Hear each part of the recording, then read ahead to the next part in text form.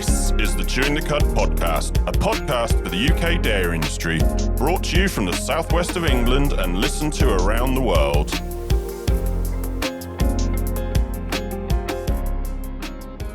Hello and welcome to Chewing the Cud podcast. My name's Andrew Jones and with me today is Sarah Bolt. How you doing, Sarah? I'm really good, thank you. And you, Andrew? Yeah, not too bad. It's looking like we've got should I say it? Fingers crossed, touch wood, whatever we can find, a reasonable spring. It's been quite dry recently. It's good and plenty of cows out and about. I was going to say the sun has been shining.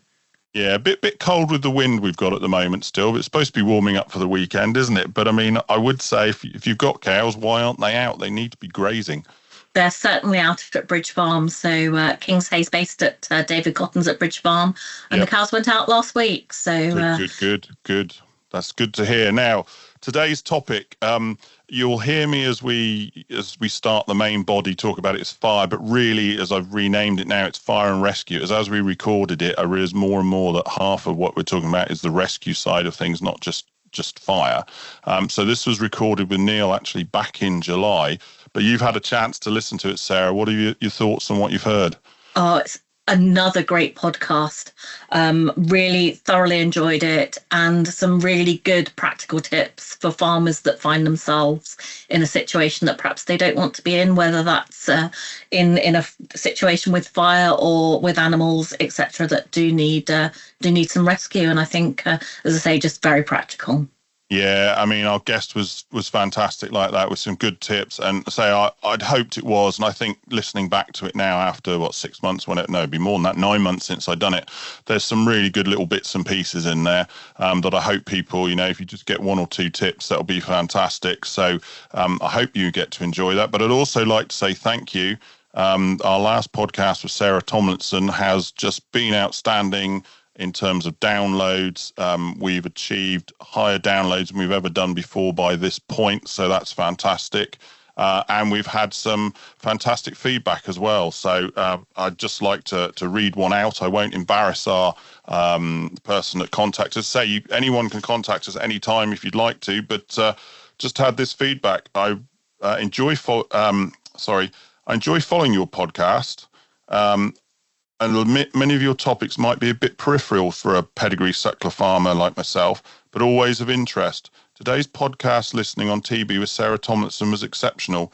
I do feel this was a landmark podcast. Well done to the two Sarahs and yourself, and thank you for sharing. So I'd like to thank the person that reached out to share that with us.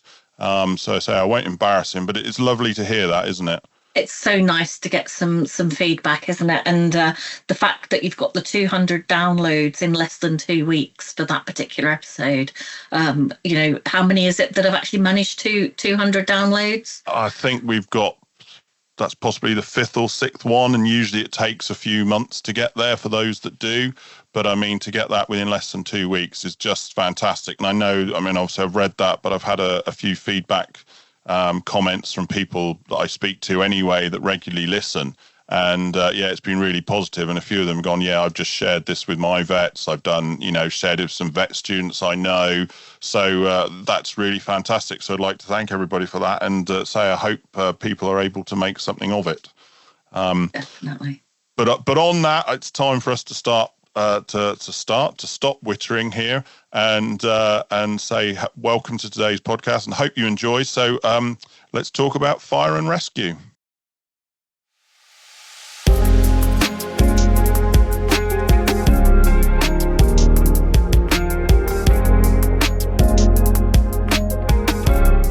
This podcast has been brought to you today by Chewing the Cud Limited, who offer independent advice for dairy and beef nutrition, cow signals advice and training, along with ROMS mobility scoring. For more details on these and other services available, please visit our website www.chewingthecud.com or email us direct on nutrition@chewingthecud.com.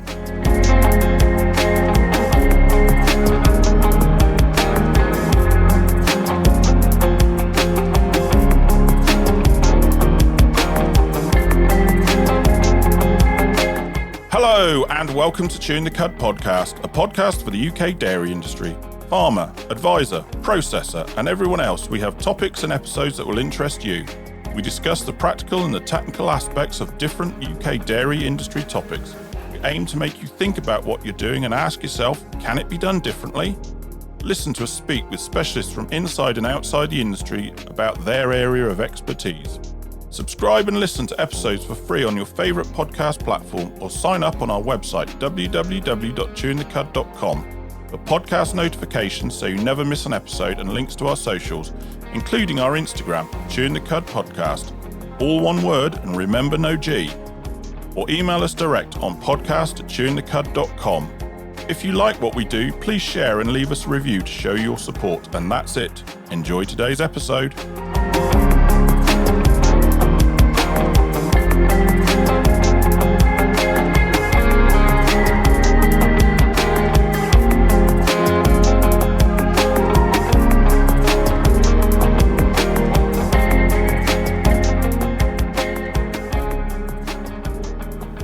Hello and welcome to Chewing the Cud. As we've already said, this episode we're going to talk about fire.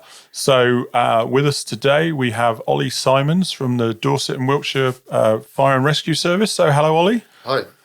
How are you doing? Welcome. You can speak, you know. Welcome to our podcast. But aliens, man, never done anything like this before. No, don't worry. That's cool. Don't worry. That most people that we've had sat where you are now have never done this before, and within 5 minutes, We just chat. just completely forget where they are and the way they go, and at the end they go, "We really love that." Yeah. So I hope you do too. So as we said in our introduction, we're here to talk about fire. So as usual, though, before we start on that, Ollie, just tell us a little bit about yourself. How did you get from, well, wherever you were to where you are today, and what do you actually do with Dorset and Wiltshire Service? So originally when I left school, I went to college and studied countryside environmental management. Where did you study that? So I did that at Lackham. Oh, yeah. Oh, great. Yeah, Chippenham. Okay, cool. And then I went on to do gamekeeping at Sparschultz. Yep. Worked abroad as a underkeeper for a few years. Where did you work? So worked in Belgium. Okay. Yeah, worked on a shootout there for 3 seasons. Yep. Then came back to the UK. Worked at a shooting school for a little bit and did a few other bits. Went self-employed. Yep. Doing sort of fencing, contracting, and different bits and pieces Around like agriculture, that. basically. Yeah, all around Yeah. agriculture. Then after that, I went employed for a company that specialised in water wells and pumps, boreholes, things like that. Yep. So I worked for them for 5 years alongside being an on-call firefighter at my local village, which is rural, where we're on call, carry a pager. Yep. And then about 3 years ago, I got a whole-time position. So I'm now a whole-time firefighter working out of Swindon. Okay. Oh, fantastic. Yeah. And how did you get volunteered for this? Well, I think essentially I volunteered myself. It was, now wondering whether it was a great idea, but no, it was. When I started whole time, as we do a lot of business fire safety checks and things like that around, and because the whole time crews do them while they're on duty and we're not responding to incidents or training. Yes. We go out and do sort of safe and well checks for people in their houses and business fire safety checks. And I realised more and more that we respond to a lot of agricultural incidents, but we don't give out a lot of information. So it was something that I took on and said I'd like to do, and they're more than happy for me to do it. I do a couple of sessions a year, sort of pre-harvest. I've just done one where we go and, there's sort of 40, 50 people there, organised by a training company in the NFU. Have a chat with the guys, give them some fire safety and just general safety advice. Do things like this and helping our social media team as well, just to put out the correct information at the correct time of year. Things like that. Well done you, because I know what made me suddenly think about it is my boys do rugby and cricket, and one of the dads there actually is a full-time firefighter down in Bournemouth. Yeah. I found out the other day he's actually one of the drivers on one of the appliances, and it made me think, and every time I kept going to ask him any ideas who to talk to, he's obviously been on shift and I haven't seen him. And then it was I just emailed it and they came straight back with yourself and said, Yeah, so it sort of came about through, I've got a friend who works for the NFU. Yep. Her husband owns a local pub. But nothing wrong with that. She works for the NFU and it came through there and she was asking, do you know anyone that could do it? And that was for thatch fire safety. Yes. And it's sort of, again, come off the back of that through the contact with the NFU. So I'm guessing when you say harvest, you're mainly dealing with sort of arable. Yeah, I think so. But a lot of what I want to do, one of our priorities is saving and changing lives and helping people make healthier and safer decisions. Yeah, right. So that sort of covers everything, and I think people look specifically at the fire side of things, but we're a fire and rescue service, and the rescue, especially in the more modern times, the number of fires has fallen down, and the rescue side of it goes up. Is that right? So yeah, when you look at things like the safer electrics, I mean, I'm talking over sort of 50 years, 60 years, but with modern electrics and things like that, houses and businesses have got a lot safer over the years. Yep.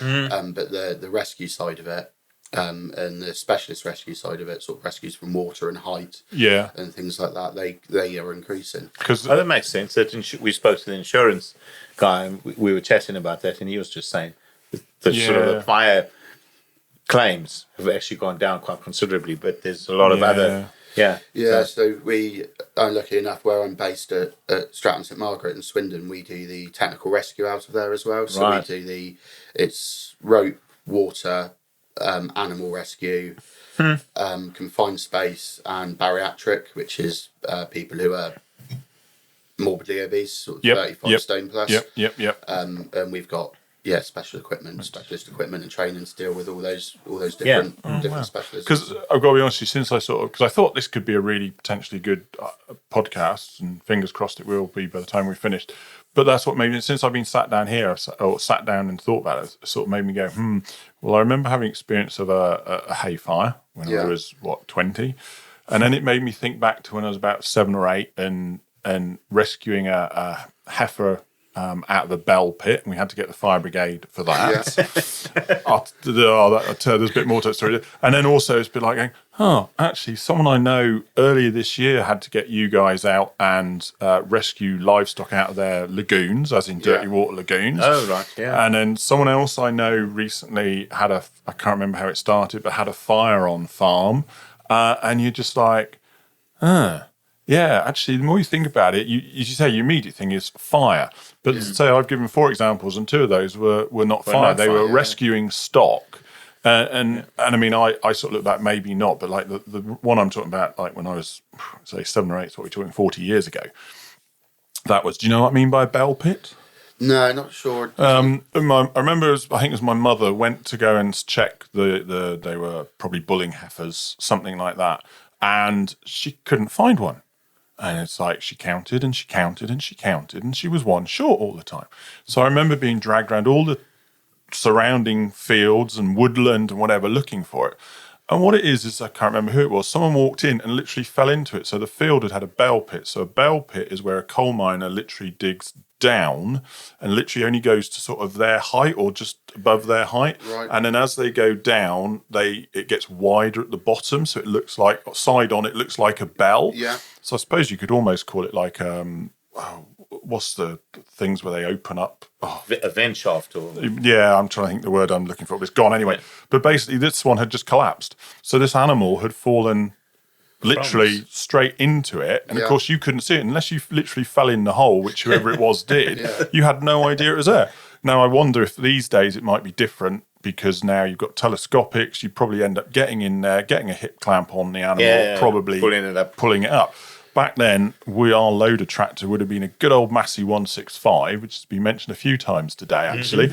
And so, of course, that didn't have the capacity or the power to do it. So I remember the fire brigade coming, and then we were sticking hoses underneath the belly and using them as belly straps, and then they must have slowly sort of lifted her up somehow and then got her out. But I'd completely forgotten about that until we were sat down here, thinking, what can we talk about? So, but what you're saying is you're doing more and more of that sort of rescue. Yeah, so we've got, for a scenario like that, we've got a couple of different lifting harnesses. So we've got one which is called Hampshire slings. Yep. And they're two lifting strops, essentially, specially designed. They've got clips on so you can put another strap around the front of the chest and around the buttocks at the back to stop them sliding forward or back. Backward, and then, that goes onto a spreader bar, which has some quick release clips on it. So you can pull a safety line and it will just drop out if it needs to. And then again, normally we use a telescopic handler from a local farmer. Because I say there was some reports. Was it last year was it some animals that ended up in somebody's slurry tank or something, wasn't it? There's been a few. Yeah, and as I say, I suppose 40 years ago, this stuff just wasn't there, and it was literally something was made up then and there. But these things are obviously happening. As I say, I know someone I know not far away from here ended up with heifers, I think, in his lagoons, and had to get you guys out for literally the day to rescue them. In some ways, I think, thank God, having my experience that. Now, this is not, I will say this clearly now, this is not what you do, everybody, if you're listening. We had some heifers that disappeared, and it took us a couple of days to find them, and we found them in somebody's dirty water lagoon, or what they were using as their dirty water lagoon. It was an old quarry. Right. So it's 30 foot deep, and we at that point had a telescopic, had a crust over the top, and we were using ladders. And I said to my old man, why am I the one going out to this animal, putting the halter on it for us to get a rope on it to drag it out? And he went, because I'm the heaviest. Let's be blunt about it. I was the heaviest.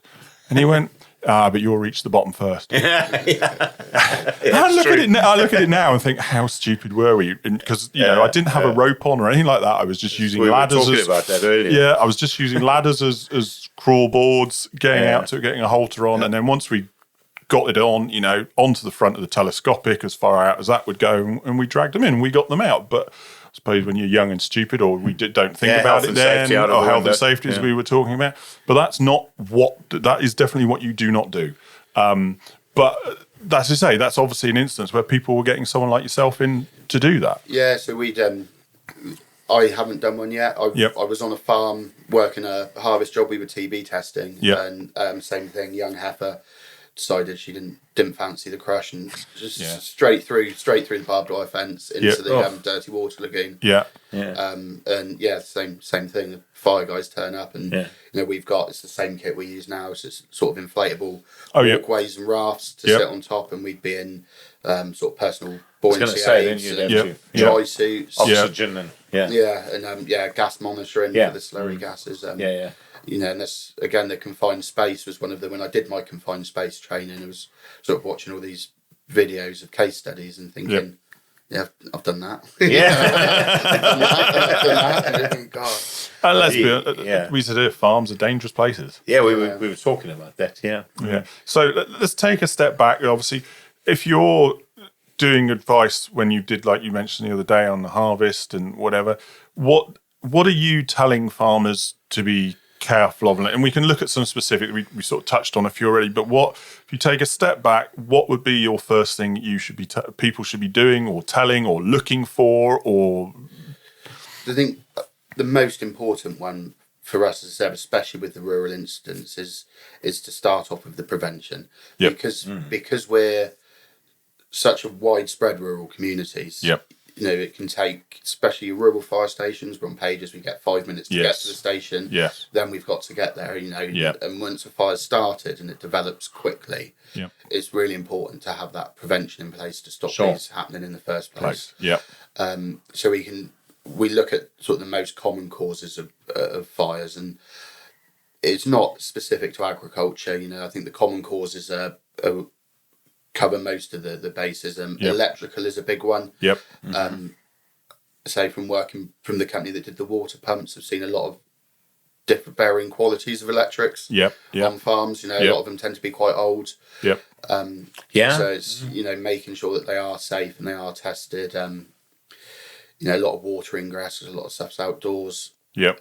Workshops, keeping them tidy. I know that's easier said than done. Mine was always a mess, but and it's very easy to stand there and fire out points. You've got to be realistic. Exactly, and it's being realistic and being honest with people, and just so you're not going in there and saying, you need to do this, you need to do this, you need to do this, with no experience in the area at all. And that's where I'd never say I've got the most experience or know everything by any means, but I think, or I hope I come across well, because I can say that you can relate. I can relate. I've been there and done it. But sometimes you just need somebody like you to go and say, you just need to neaten this up, and that person can then think for themselves that it's a good idea.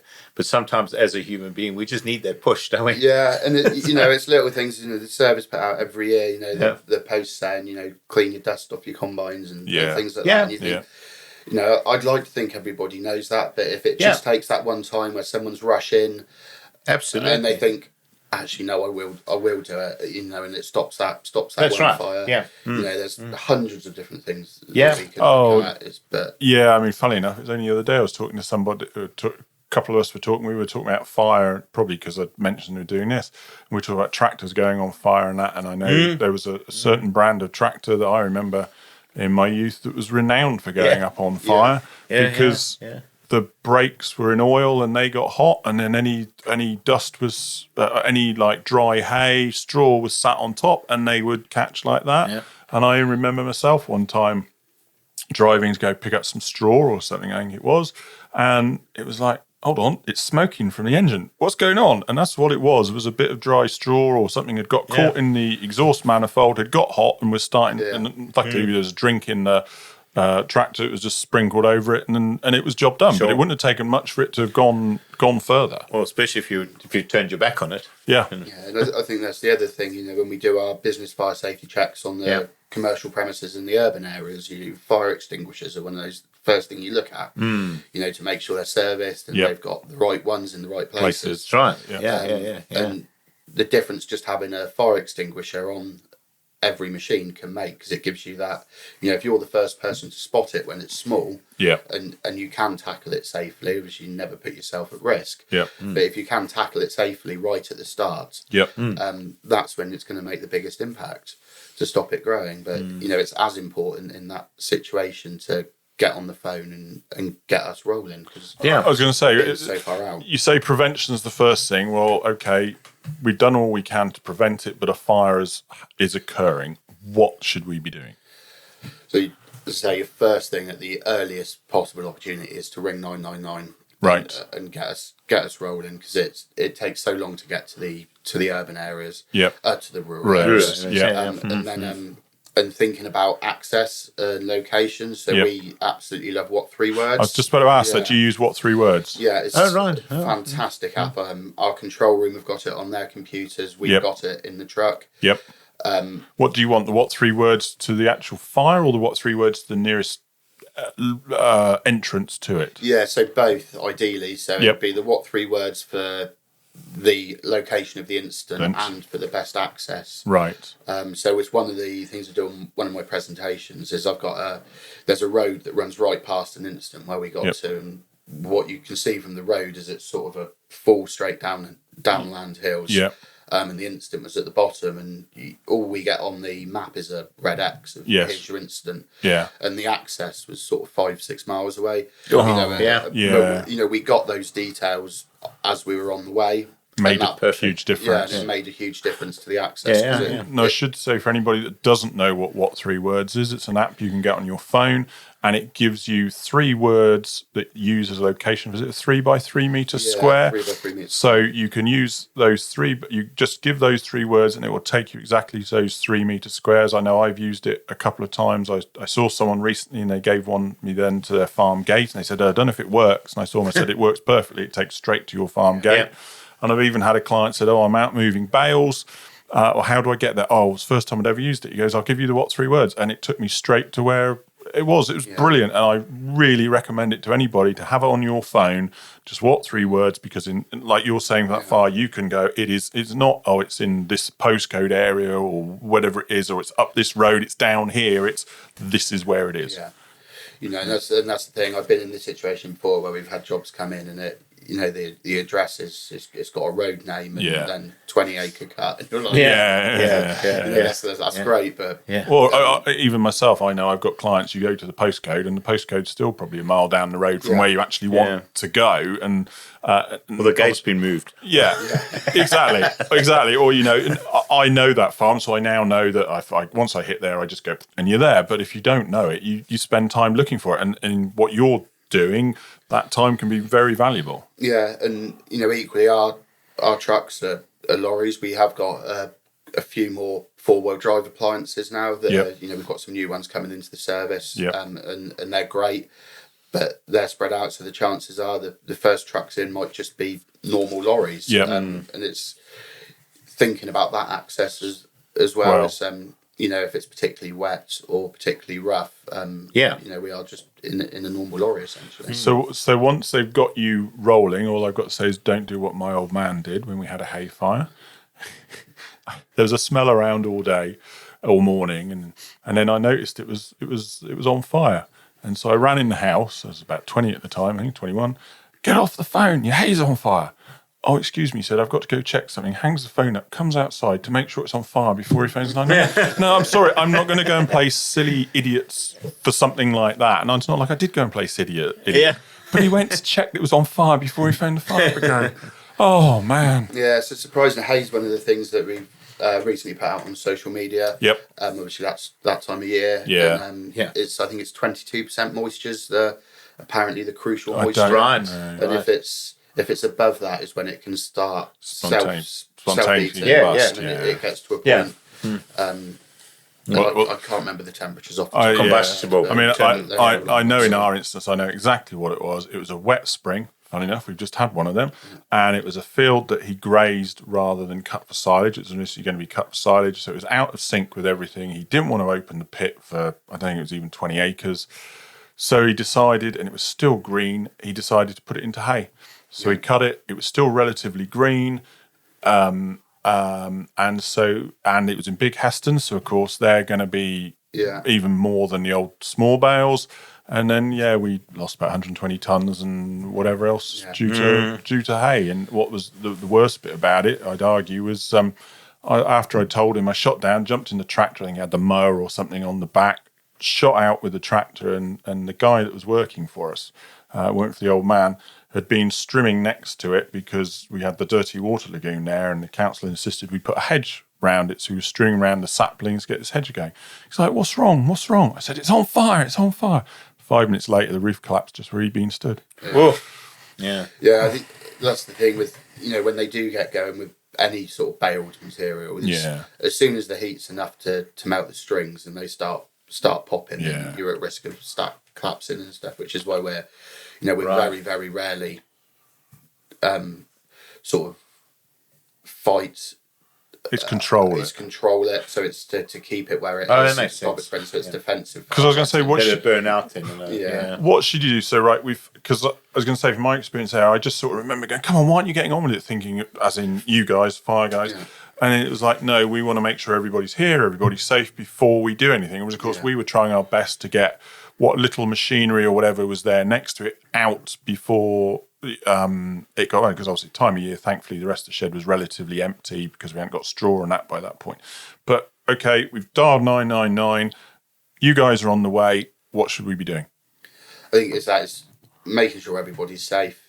People will always come first. Make sure you know where everybody is and that everyone's out the way and safe, and then making sure that your livestock are safe. If you've got livestock nearby and you can get them to safety safely, then that's your next port of call. Next priority. And it's something we'd say is to have a livestock evacuation plan. Right. So just make sure that you've thought about it, and it's something that's passed on to staff members and new members of staff that, if there's a fire in the straw barn or the dryer or the workshop, whatever, and it's got potential to affect cattle sheds or where the cattle are, to move them. And equally, if that plan could be, you can get red fire information boxes. Have you seen the sort of A4 size metal boxes that you can put on front gates or buildings? I think I've seen them. I don't know I've never known what they were. Yeah, so ours, or we use around here, we use a girder key. I don't know about all the fire and rescue services, but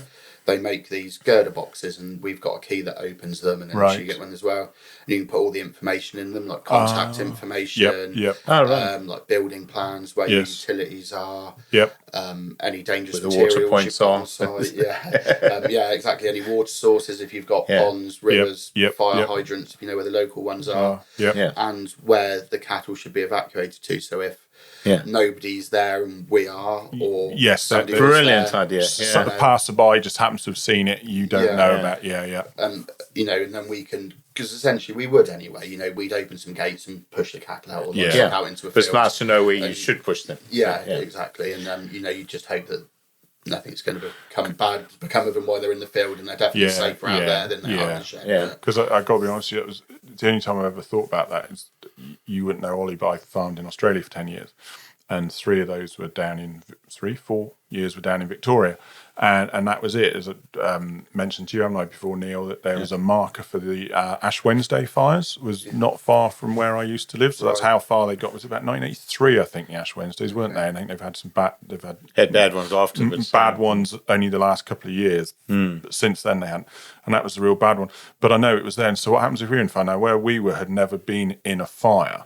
But it was like all we could do is, because we were sort of bordered a lake, a shallow lake, was the only plan was, well, all we can do is push all the cattle into the lake and just hope it passes us by, and we got to sit there with them, and that's it. So it's a more advanced version of that, I guess. But it's a good idea, definitely. What Ollie said, that I've been to a farm that had a fire, and unfortunately they didn't. They obviously must not have had a plan where to take the cattle, and the farmer said to us, when you walk into the cattle, and I'm used to walking into cows, you have to be incredibly quiet, because they become so edgy after that fire. So spooked. Yeah, and they were so spooked. If you went anywhere near them, they just spooked.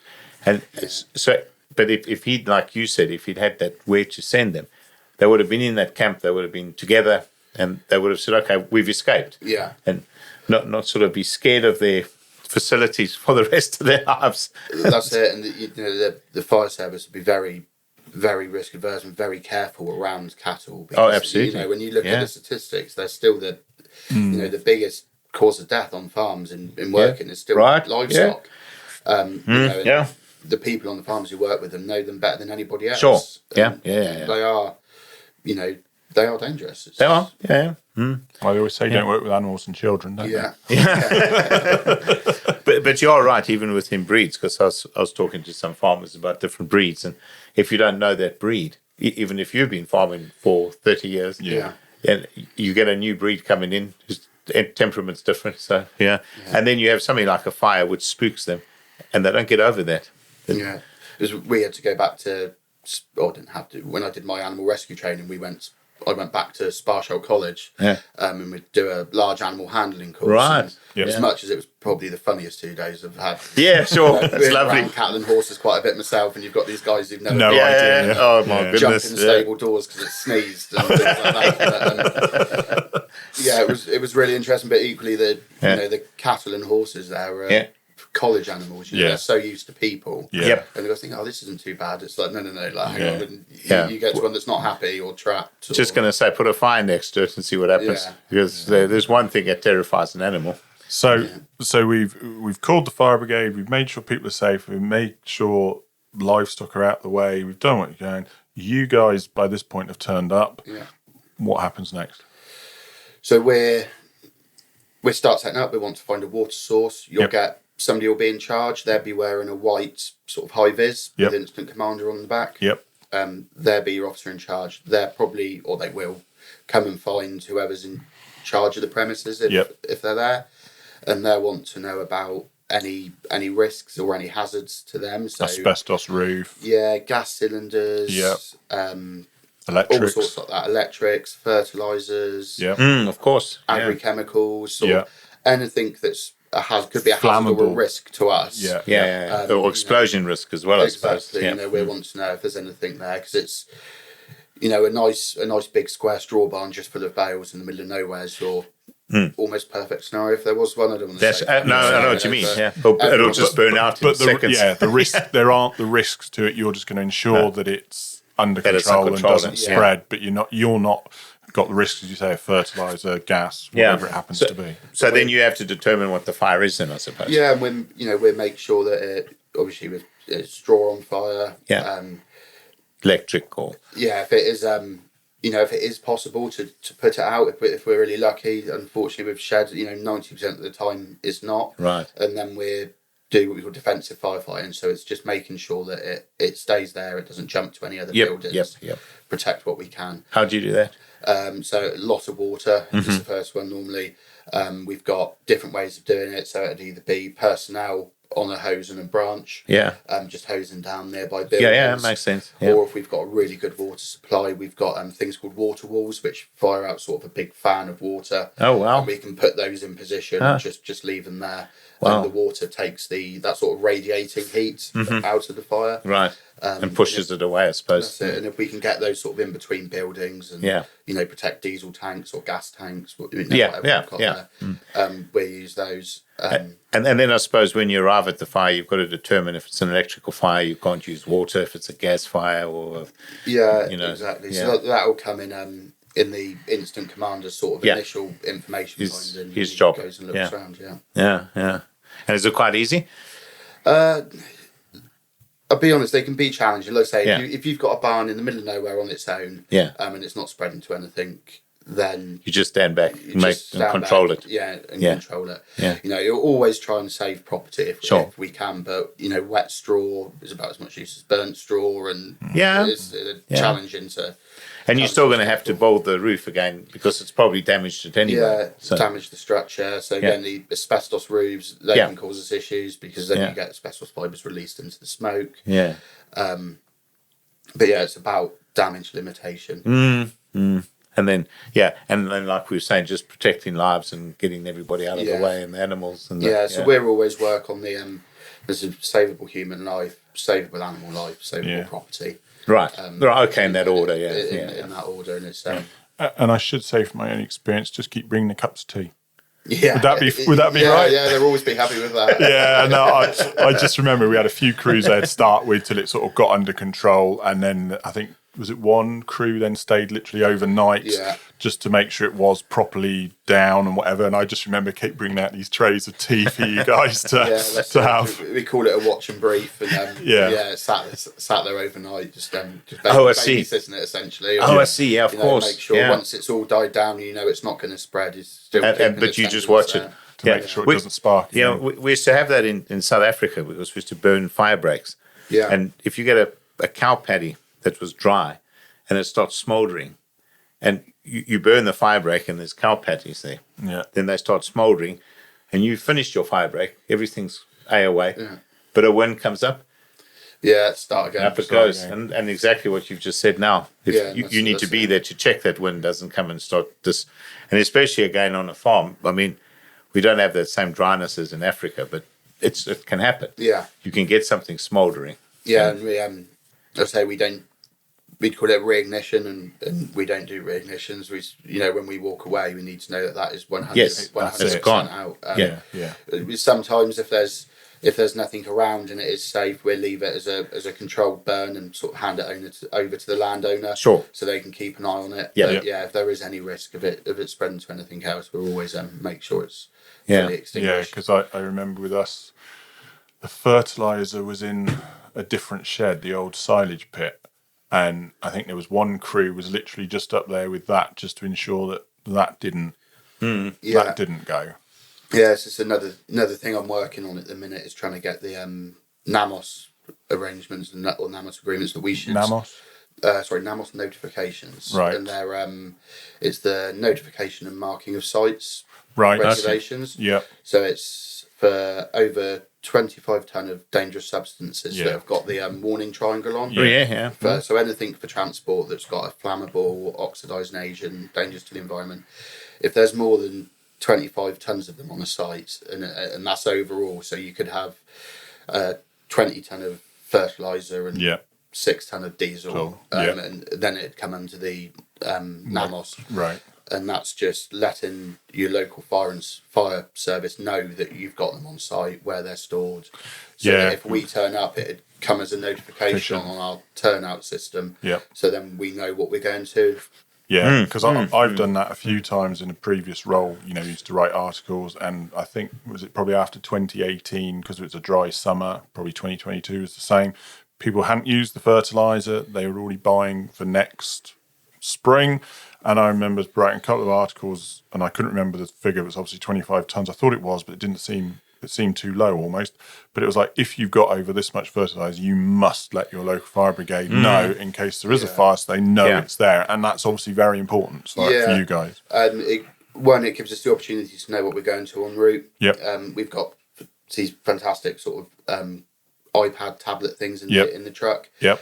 You know, if I know I've got ammonium nitrate fertilizer involved, I can search on that on the way to the instant, and it will bring up my standard operating procedures for those chemicals. Yep. And it means I can brief my crew. Potentially, if we know somewhere's got a lot of it, you might get more crews mobilised in the first instance than you would for a normal instant. Yep. You'd get hazardous material officers come in. Yep. And it just gives us that chance that when we get there, rather than turning up and going, you know, you've got being a lot of that being more prepared. Yeah, that's it. And you know, at the end of the day, it's going to benefit people by helping limit damage. Yes. You know, if we can turn up and make a big impact. Be on it as soon as possible. Yeah, not having to reassess because you've got 50 ton, 100 ton, whatever it happens to be of fertilizer here. We weren't expecting that. Hold on, boys, we've got to sort this out. First. And I think there's the 25 ton is anything that's got the warning diamond on. Yep. For transport, and then there's 150 ton of anything over 15% nitrogen content. I think so there's a slight difference. I can't remember what it is, but something like that. I should have looked it up, and I never got round to it. I think I might have the figures with me, but whatever. It's important. So we've spoken about fire. How about we talk about traffic incidents with tractors, trailers? What should the go be there? So it's going to be a standard road safety. You know, making sure your trailers are in good order, that your lights are working, and things like that. But it's, you know, the little bit of extra care can always be given. Looking, you know, if you're turning right into a field, just making sure that there's nobody trying to overtake you. You know, things like that, because that's your classic. I think, you know, I've definitely been there where you're turning right into a field and people are too busy overtaking from 3-4 cars back. Absolutely, I've seen that before. And you know, tractors used to be terrible for, how shall I put it, lack of or broken mirrors. And I've seen it, you know, plenty of times, the old trailer on the farm with no signals written. That's fine, but you can't see it from 2 cars back or at night. You know, touch wood, you know, they do happen, but they're few and far between. But so usually, let's be honest, the car comes off worse. The car comes off worse. I think it's especially on the road, you know, off road, rollovers, things like that, or entrapments, you know, and they're all things that we go to. Challenging instance, you know, a lot of heavy weights. We're firefighters, we're not mechanics. If you get people trapped in, you know, balers and things like that, they're you know, they're difficult to deconstruct because you don't know how they've gone together. You know, probably look at, you know, if you ever had an incident, seeing if you could get your local dealer, agricultural engineer out to do it, as well to assist us, or at least point us in the right direction.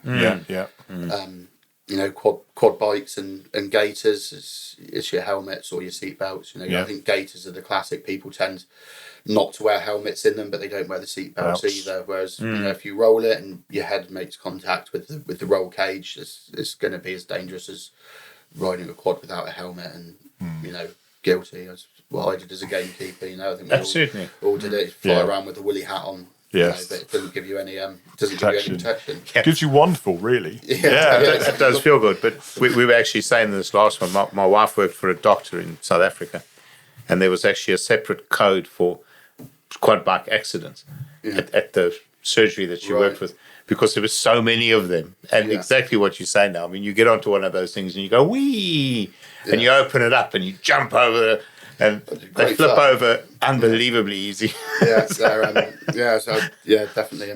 Come off mine a couple of times. And exactly. Young and you think it's great. It's such fun. They are incredibly dangerous. They are incredibly dangerous because they've got quite a lot of power for what you're sitting on. And 4 wheels, you feel safe. And I've certainly in North Queensland owning experience completely and utterly going up a slope. Couldn't make it. I should have come back down, but I decided to try and go across. Wrong thing. It rolls. I thought I'd better roll out the way. So I roll out the way and I get up and there's the bike continuing to roll to the bottom of the hill. And thankfully, all I did was sort of straighten the handlebars, jumped on it again, and away I went.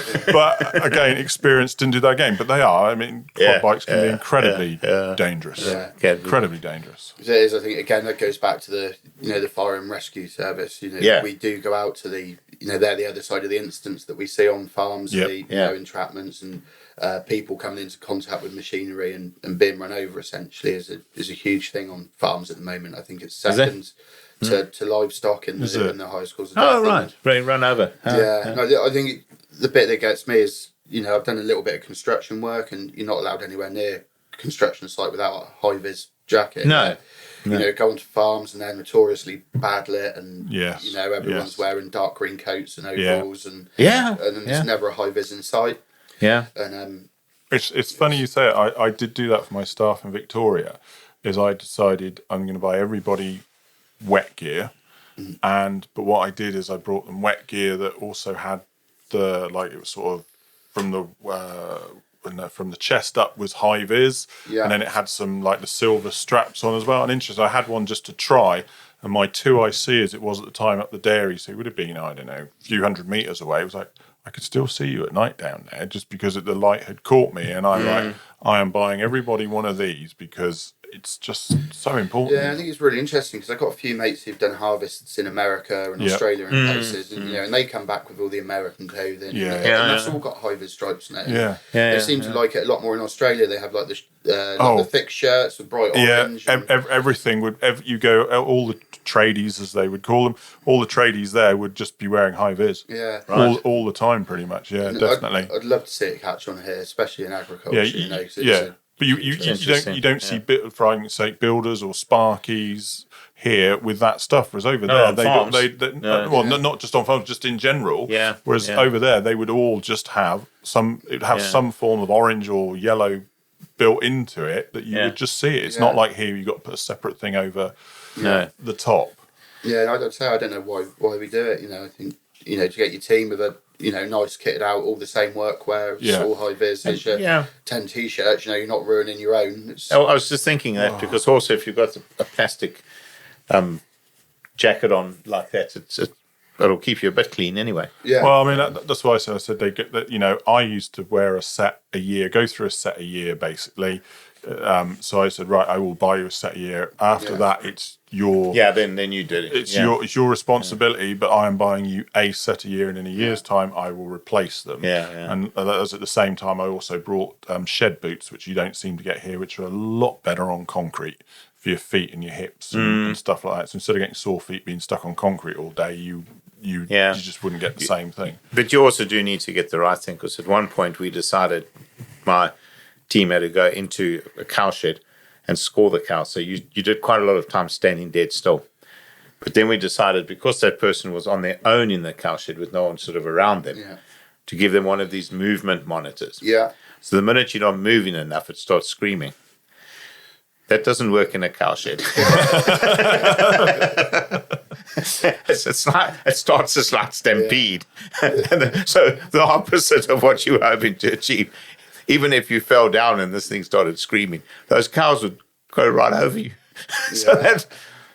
But exactly what you guys are saying, a high vis that you could actually see the person. Because I always used to say to the people, you never go into a farm without going to find somebody. Yeah. And you say to them, I'm on that. Because another thing, I don't know if you guys find, is the fumes from, in a cow house. It was seriously bad. Yeah, we've done a few. I know there was one down south in Dorset area recently, which was I think it was pigs had got under the slatted floor. Right. And obviously the guys went in there from a confined space point of view. Yeah.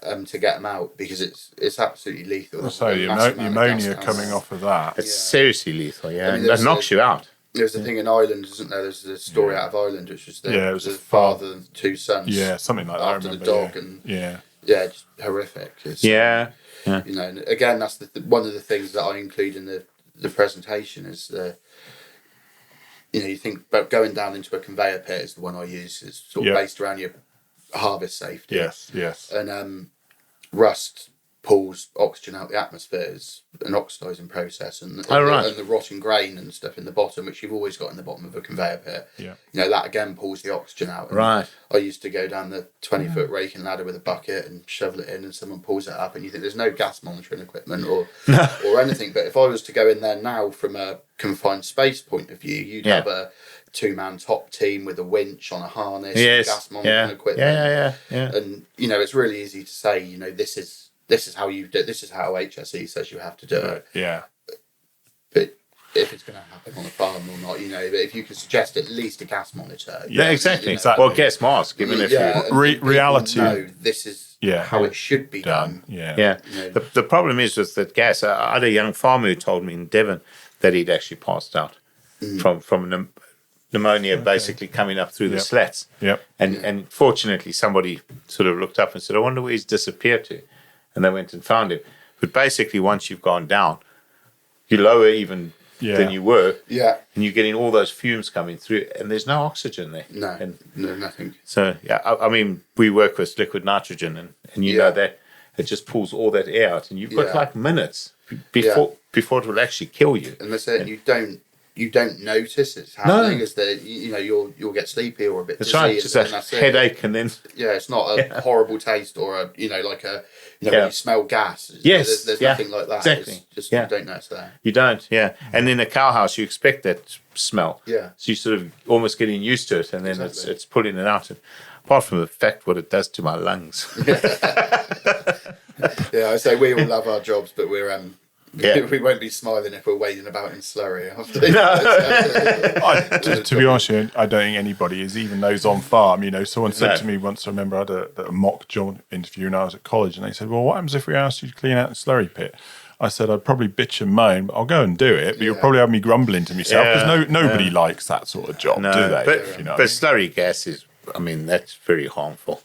Yeah, very harmful in this let's say the gas monitoring equipment you can get now is brilliant. It's it's getting cheaper as all technology is. And, definitely the only farm I've ever been on that I know has one is they have a anaerobic digester as well. Right. So they're harvesting the gas and the generators. Yeah. So they've got it there for the wrong reason. They've got it there for that reason. Yeah. But it's it's important, and it's a big risk. So we've sort of talked about fires. We've talked about vehicle. We've talked by the sound about gas, enclosed space, and gas, because obviously we mix all sorts of chemicals that can the wrong thing can happen sometimes. Livestock. What's the best thing to do with them? Obviously, let's take the scenario of some are in a lagoon or something like that. Again, I guess it comes down to potentially where they are, confined spaces, comes potentially down to gas. But what do you want? What do you need? What can make your life easier? So a vet's going to be your first, as you call us, call a vet as well. Call your vet, because we won't go near them unless they're sedated in 90% of the circumstances. Right. Just because they're so... When animals are trapped and they kick out and lash out, and we're trying to get straps around them. Yep. We're in quite uptight to them. Yep. We don't work with animals every day either, so not everyone's as experienced as you guys are when you're working with them.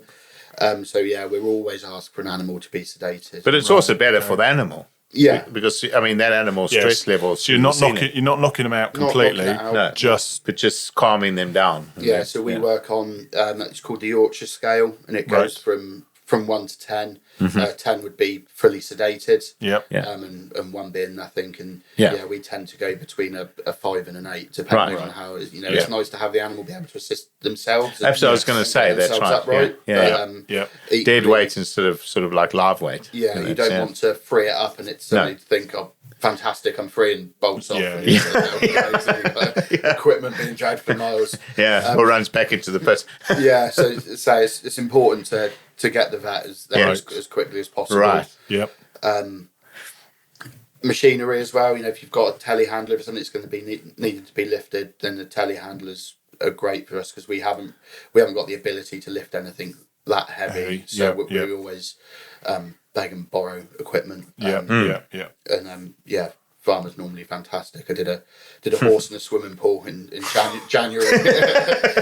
They've got a nice tight green cover over the swimming pool for the winter. And, goodness! And he tried to run over it. Yeah, decided it was going for a run and straight in. But again, it's a local farmer. You know, no relation. Yeah. So we do find the rural community fantastic. Oh, absolutely. With helping us out. You know, have a ring round. You normally find somebody will come most are, because you say it could be you one day. Yeah. Yeah. So how did it, when that horse is in the pool? Yes. How did the vet manage to sedate it? So walk us through it. Yeah.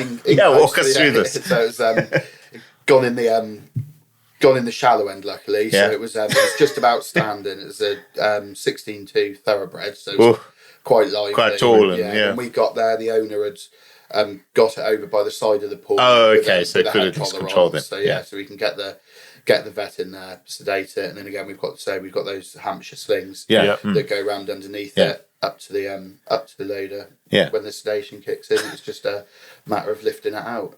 And what score did she get? A 5, or the horse get a 5 or 8 on 8? So I was in the pool with it, and it was you can't get away as quickly in water. No, it's especially with a thoroughbred because they're far more highly strung. Exactly. So, it was. But good outcome on that one. Yeah. So which was she nice. lifted straight out of the water and then up through the garden. So it wasn't their garden either. So I think the worst thing about it was leaving the tyre marks across the lawn. That's funny. But we've got other sorts of harnesses as well. So we've got one called it's called a downer cow harness. Right. Oh yeah. That's specially designed for cattle and holding animals for a longer period of time. Yeah. So they use it in surgery for sort of horses and cattle, and it's got a gap at the back for the udders, so you're not compressing anything. Right. Yep. And they can stay in that for a longer period of time. Okay, so you sort of hang them in a hammock sort of thing. That's it. And if it's going to be a longer rescue or something more difficult, we can actually hold them up and up in there. We used to have almost like a tube that you'd pull underneath, sort of quite a big thing. You'd pull underneath the cow and then you'd blow it up.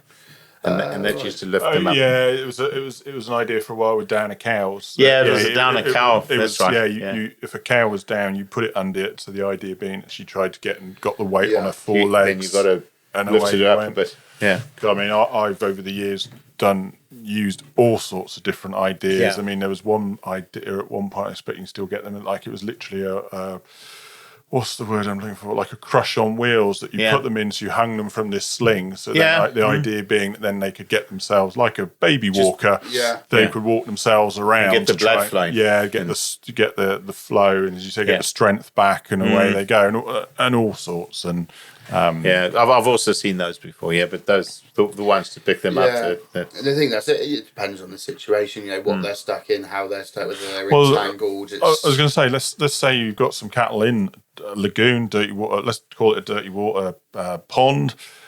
How are you going to get the vet to them to sedate them and stuff like that? So what we normally do is we put a walkway out. So we've got we've got these inflatable walkways. Yeah, that you were talking about. Probably 5 to 6 meters long. Right. And we carry a couple of those. Yep. Or we've got inflatable rafts, which are more like a boat that you can a dinghy paddle, sort of thing. Yeah. So you dress the vet up in a sort of a pack. Yeah, probably put a personal flotation device on them and a helmet. Yeah. And then gas mask and take them out so that they can administer whatever they need. Hopefully the cows will stand still and let them.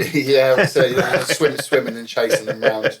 I did hear a story injections pointing at them. A crew that were at there'd some 2 cows in the river, and they were there for 8 hours trying to get them out because every time the banks were steep, and every time they got near them, they just thought, "No, just swim up here." Belted off in another direction. Yeah. So they can be challenging incidents. So they can be. Yeah, because a horse can swim. I mean, I've certainly seen cows can swim. Cows can swim. Yeah, so cows can swim them through rivers on occasions. Well, I was listening to another podcast the other day, and they'd gone to interview somebody at Water Buffalo Farm, and apparently water buffalo can go something like about 2 meters deep or something, and then it closes the nose, and you said they're wonderful to do, and you're like, what? Yeah. I've seen cows swim, but not. Yeah. Suddenly you see your cows disappear. Get them out of there. Call fire and rescue. Yeah. It's interesting how those sort of the technical rescue side of it, how they mix. Yeah. The animal rescue is quite often water rescue involved as well. Yep. Animals stuck in ditches and rivers. Yes. And things, and they do get themselves in pickle. Yeah. I've been to all sort. I went up to a parrot in a tree recently. That was. I sort of thought that's web birds. Right. I'm not quite sure how that one got through the call handling. To be fair. Yeah, I was about to ask you what's the most bizarre. Well, that was on my question list too. Parrot in a tree is definitely up there. Yeah, that's got to be at the top of the tree. What's probably for you personally been probably your most challenging rescue or incident? I think the animal rescues are challenging because it's trying to keep everybody safe as well. Yeah. Yeah, Exactly, everybody calm, including the owners. Exactly. And the owners say farmers generally pretty good. When people own pets, they tend to get more passionate, more upset. So that's always a difficult side of it as well. As you've got different methods, giving them a long lunge and rein that's just sort of 5-6 meters, and they're on the end of it, so they're in a safe position, but they feel like they've still got contacts. And that can help. But trying to keep everybody calm. And as you say, let's be honest, if you've got a cow or whatever it happens to be, then they can soon throw themselves around and hurt people. Unintentionally maybe, but they can still do it. Yeah, and I think that's the important thing to remember is it's not intentional. No, they're panicking. Not aggressive animals. They panic and they run and they try and stay with the group. That's right. Yeah, and they're trying to escape because that's that's what we sometimes forget. They understand themselves to be prey. Yeah. So that they can. Their instinct is to actually escape from danger. Yeah. And when they're in danger and you coming towards them, they think, well, dressed in bright orange. Here's my saviour. It doesn't quite. I'm off. I'm out of here. I think I'll kick that one. So we've sort of asked you various bits, and as you say, it's prevention is the first thing, but then it's safety of people, safety of animals, etc. And then boardings. Yeah. Is there anything, and maybe what people should and shouldn't do if an incident occurs? But is there anything we've missed that you think we should? The message, there should be a message that we've missed that needs to maybe be added to this. Sure, I think if everybody takes a little bit of these safety rules or safety advice, and have a look on the website. There's so much information on our websites and on different areas around the UK. Obviously, got different fire services. What's the website called? So we're DW. We're Dorset and Wiltshire Fire and Rescue. So it's dwfire.org.uk. But look at your local one. Yeah, but look at your local one where you are. That's sort of like the same then. Yeah, that's it. And have a look at the advice they've got on there. I say most of it is the same all over the country. But it's those important bits. Electric is definitely a key one at the minute. It's just making sure your electric safe, battery charging, and not leaving your batteries on charge overnight. Things like that, like lithium-ion batteries. They're creeping into everything now. Very good advice there. Don't leave them charging overnight. The good brands are obviously safer than the cheaper stuff you get, and that has been noticed recently. That some of the especially the cheap replacement batteries you get that aren't the correct brands, having issues with those.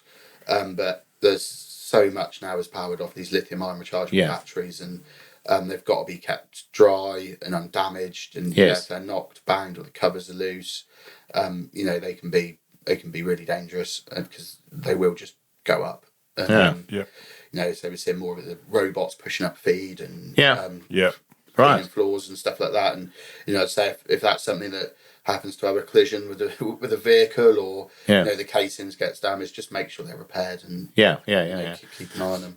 Make sure your electric is in order and certified. Electric's a big one. You think 90% of the time, if you've got a barn full of straw, it's not going to go up on its own. Something starts it. And it's from my experiences, it's either been vehicles that have been parked in the sheds with bales in, or electrical faults. I've seen 2 now from heat lamps. Where heat lamps have either been knocked over by the livestock themselves, or the extension reels.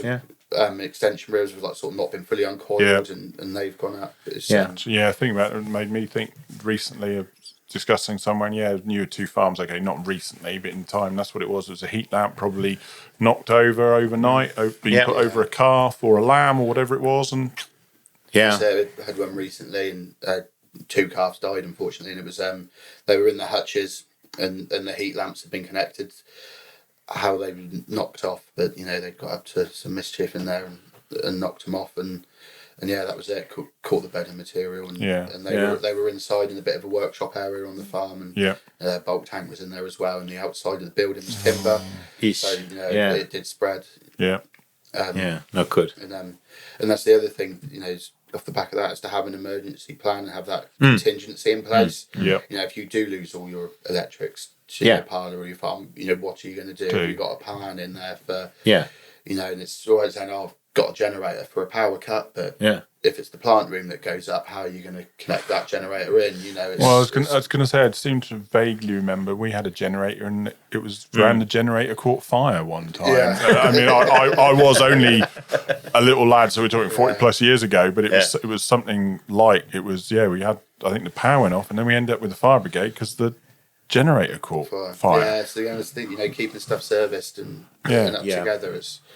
But I like your contingency plan, because basically when we go to in any sort of a place and we go to a conference, the first thing they do is tell us what the fire plan is and what you must do. And all of us sort of look to the ceiling.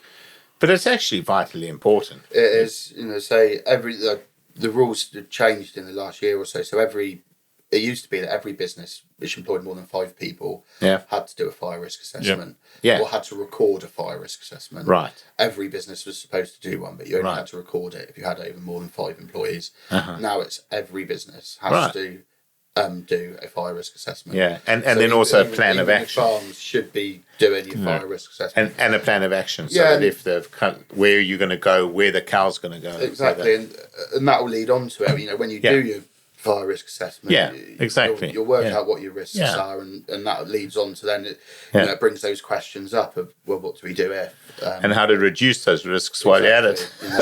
Have we got the right fire extinguishers? We've got powder here and foam here and things like that. So Okay, that's good. But I'm just looking at the time, and we're coming to an end. Any final words of wisdom? Don't be so pleased. We still want words of wisdom. Any final words of wisdom from yourself? God, put me on the spot. Not off of LED lights. So fantastic. Everywhere seems to have these halogen. Yes. Like they get really, really hot. Yep. They get dusty, straw on them, birds nesting. Yep. They're quite a common one. LED lights stay so cool. So not only saving a bit of electric, but equally just think it through. I just think it's have a look, get what 3 words, because it is fantastic app. It really helps us with the locations and getting in. Good advice. So basically be prepared. Have a what 3 words.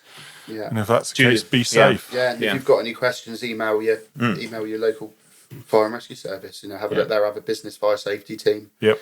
They might have somebody who's specialises in agriculture or rural team. But drop them an email. They'll always be happy to help. We want to help people first. We're not there just to go. You're not doing the right thing. We'd rather give out the advice. Of course. I got to say, I just emailed and said, do you think anyone can help? And it was like that was one evening. Next morning, we CC'd Ollie and talked to Ollie, and away we go. I can't complain in terms of the response. It wasn't like I was chasing for excellent.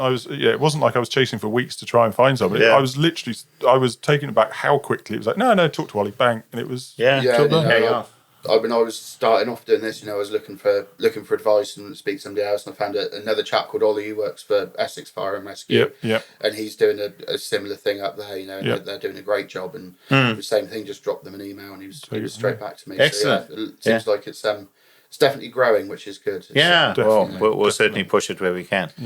So any thoughts from you, Neil? No, thanks very much for coming. It's It's been excellent. I hope it's been it's been great. It really has been. I'd like to second that. No, thank you very much, Ollie. It's been really good. It was well worth it, and I hope people listening to this take something from it, because it's incredibly important. And